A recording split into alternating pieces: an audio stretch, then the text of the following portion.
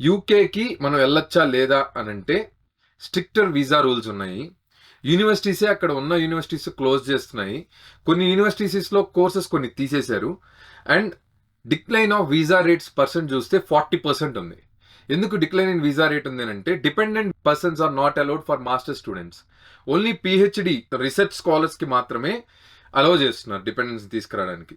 మనకి universities close అవుతున్నాయి, courses సరిగ్గా లేవు, dependent person not allowed.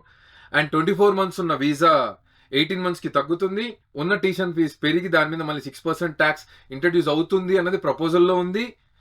And ILR time period పెంచేశారు. అంటే మీకు పిఆర్ టైం పెరిగిపోయింది.